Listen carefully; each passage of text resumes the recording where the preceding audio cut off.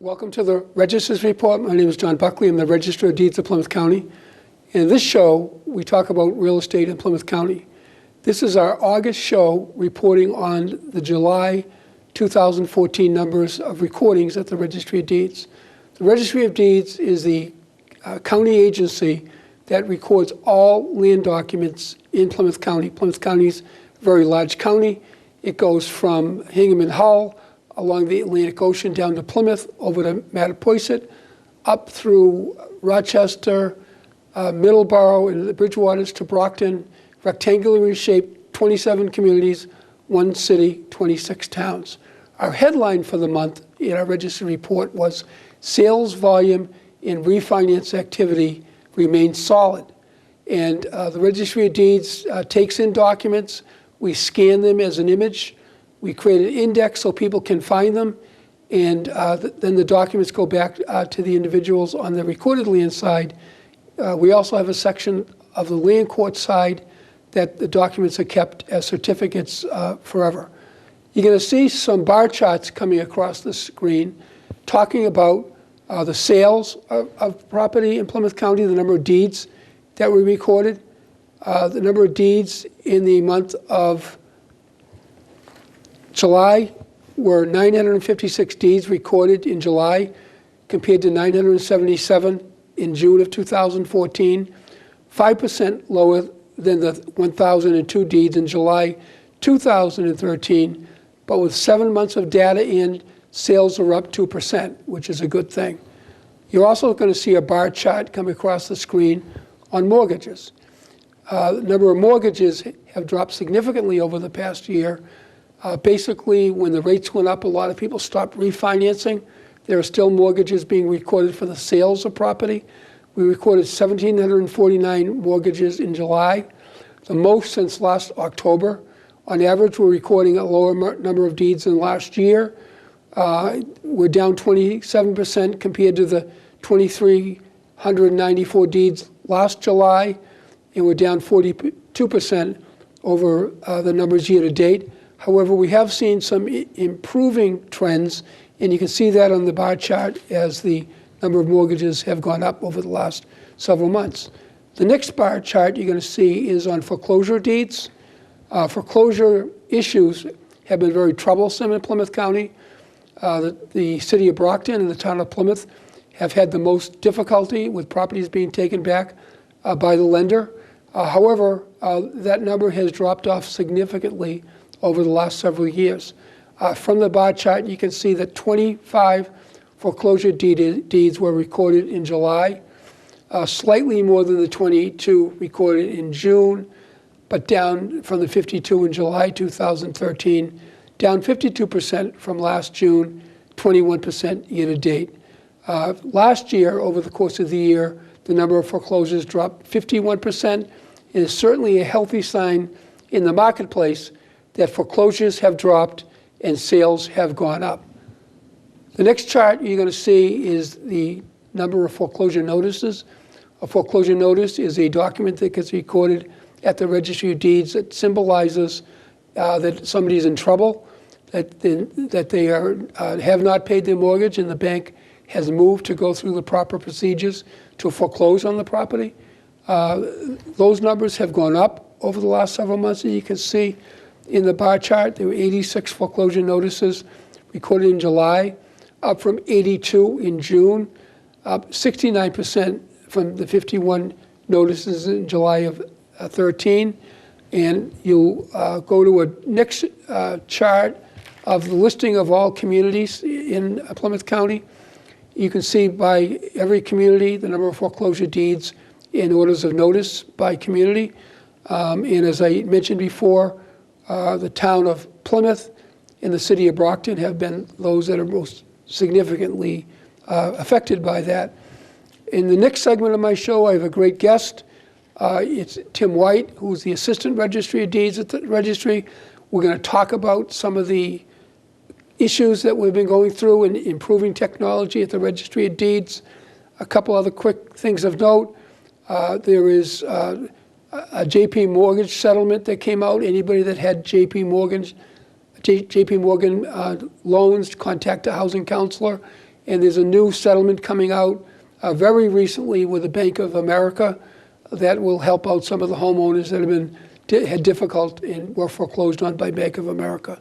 So we're going to move to the next segment. Tim White, thank you for watching the show. You make me wear my bike helmet. You taught me never to run with scissors. And to follow the swimming rules. You tell me to stay away from drugs. To always buckle my seatbelt. So why do you keep a loaded gun in your drawer? How safe is that? You asked them to follow some safety rules. Now they're asking you. In fact, they're counting on you. Never let your gun get into the wrong hands. Remember, always lock it up. Visit ncpc.org.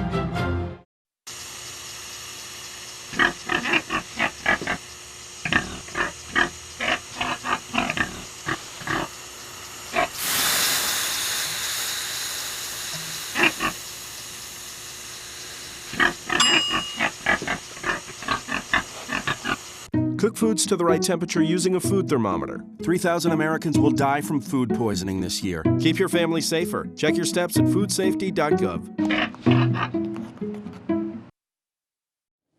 Welcome back to the Register's Report. My name is John Buckley. I'm the Register of Deeds of Plymouth County.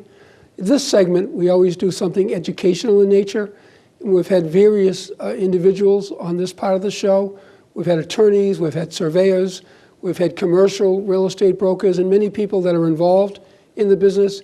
And we've had some of our department heads at the Registry of Deeds to explain how the Registry of Deeds work. In today's show, I have a great guest, Tim White. Welcome, Tim. Thank you, John. Tim is the Assistant Register of Deeds, and along with me, have been involved in many new projects at the Registry. We have. But first, I'd like you to give the viewers a little background of how you came into this position, what you've done in the past. Sure. I am an attorney, and I've been in private practice for over 30 years in partnership with my brother before I came here, and have been at the Registry a little over a year now. In my private practice, I did mostly litigation work, but we also had a robust real estate portion of the business. And it's been sort of a revealing to me how it works from the other side of the counter, so to speak. Education to me. They say you can't teach an old dog new tricks, but I think I've learned a few things since I've come down to the Registry. The staff has been absolutely fabulous down there. We have great department heads that you just mentioned, and it's nice to come into a nice new building too. Even though I guess it's been around now about 8 years now, or something like that. Yeah, we're coming up on the 10th anniversary of our setting of the cornerstone. Oh, that's fabulous. And next year will be the 10th year we'll be in that building. And we still call it the new building. Yeah, it certainly is. Exactly. Compared to the old building, was built in 1904. We were there for 100 years. So. But I wanted to talk about some of the technology projects that you've been a great help in over the past year. And I think people will be kind of interested to see how much has been happening even over a year's time. And you were a very integral part in helping us get the generator established behind the Registry. The Registry got a grant and established a 275 kilowatt generator. You want to talk a little bit about that project? Sure. That was it was an interesting project. From actually obtaining the funding from the state to build install the generator, purchase and install the generator. Given the nature of our business, the Registry of Deeds, it really is important that with any kind of a disaster, whether it's a hurricane, tornado, anything that might cause a loss of power, that certainly can have a critical impact on our ability to provide the service and perhaps even lose really important information. So going through the process of hiring the right people to come in and folks that have had experience in installing very large generators. You think of the generators that the homeowner might purchase for their backyard, for their house. This is 1,000 times bigger than that. And then in bringing the contractors in to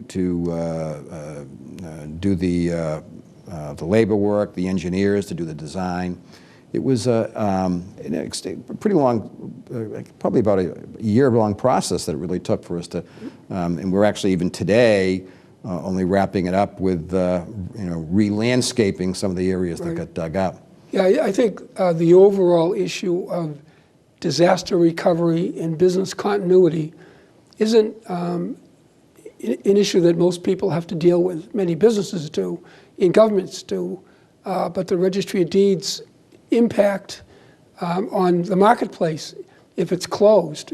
And we have had power issues at the registry based upon where we're located, Right. up high on Oberry Heights, very close to the Atlantic Ocean, and we have had power outages based upon other areas in Plymouth where the lines were that had some issues, and we lost power and were shut down.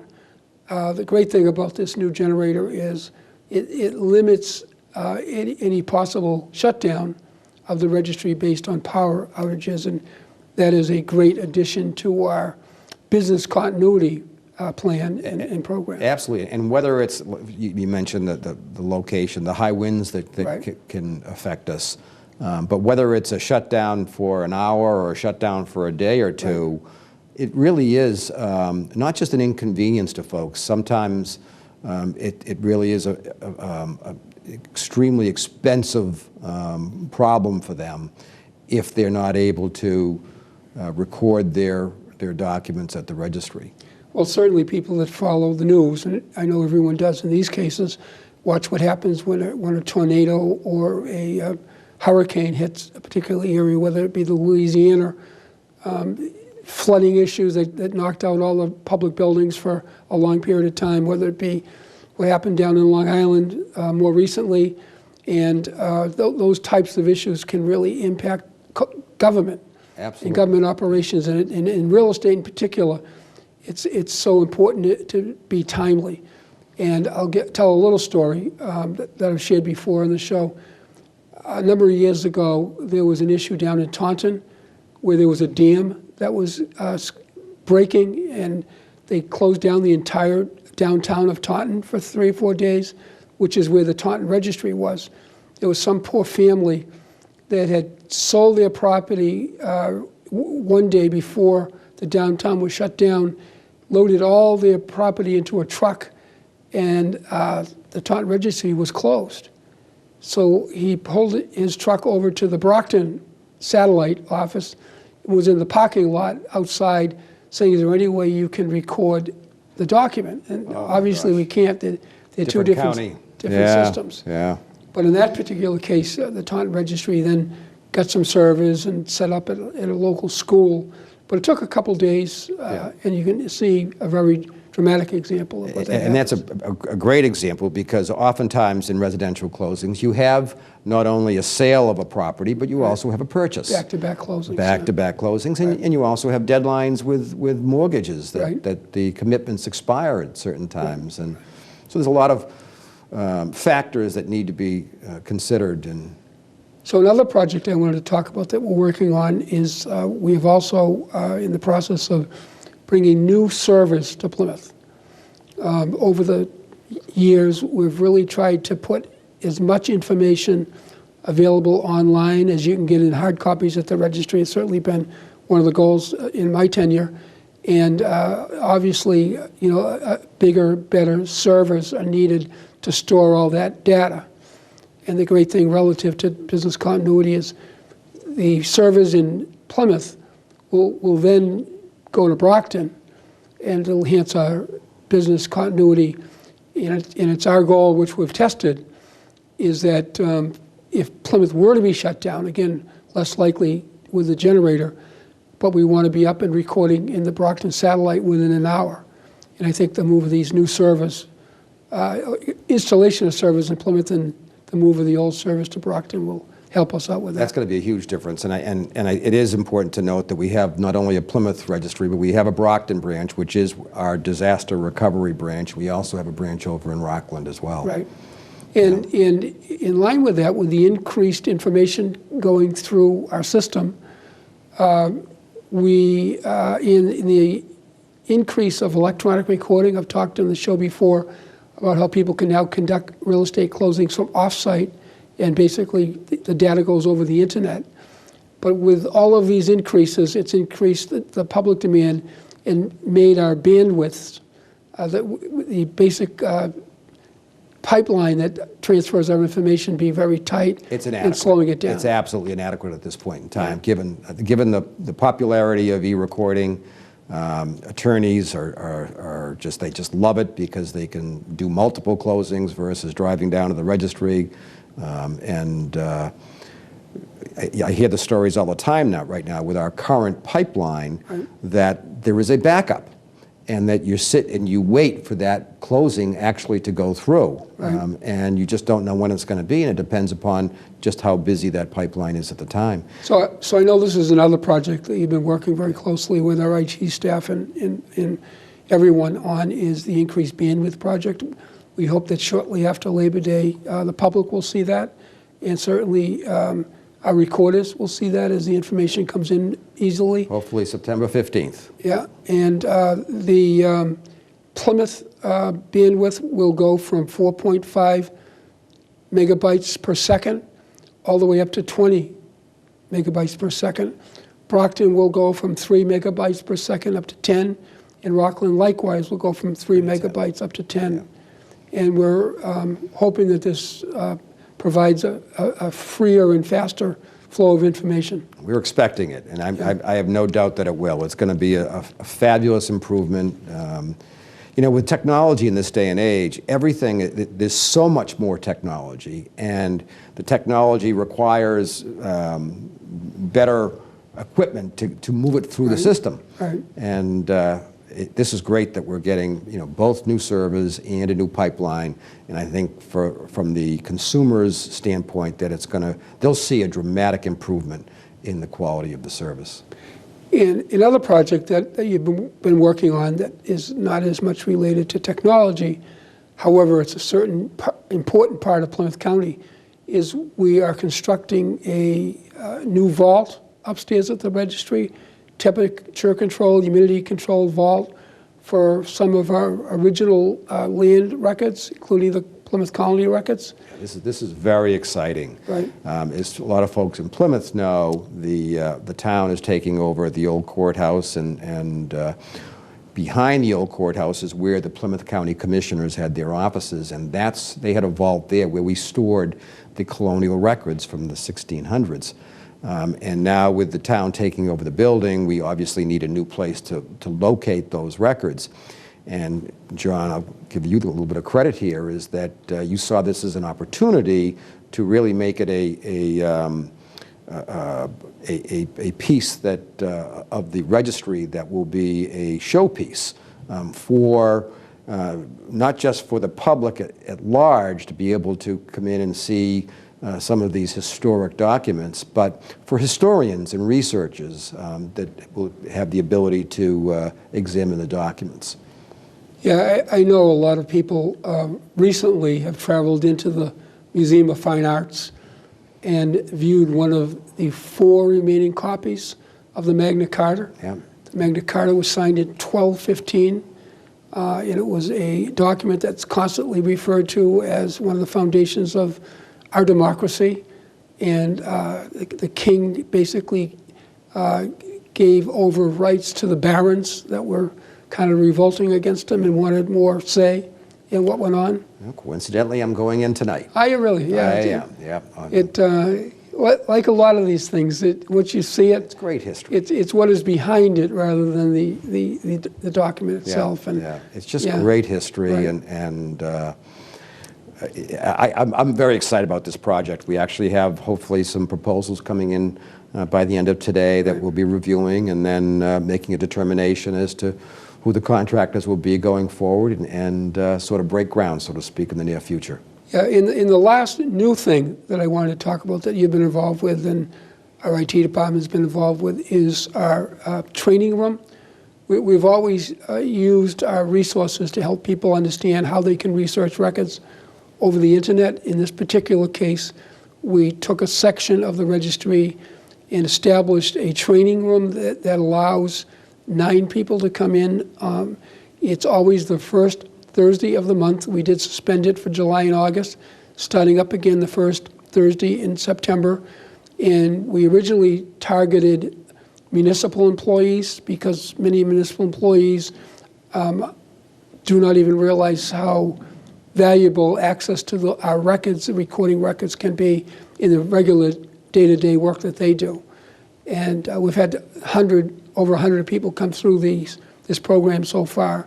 And certainly we've had people that want to come in and do their genealogy. And certainly, but we did have a lot of municipal employees from various departments like community preservation committees, conservation committees, and others, planning departments that normally wouldn't be looking to have access to our records to get a immediate response to what they're trying to do. And so it's been a great thing. And we did open it up to real estate professionals in the general public after the first 7 or 8 times we did it.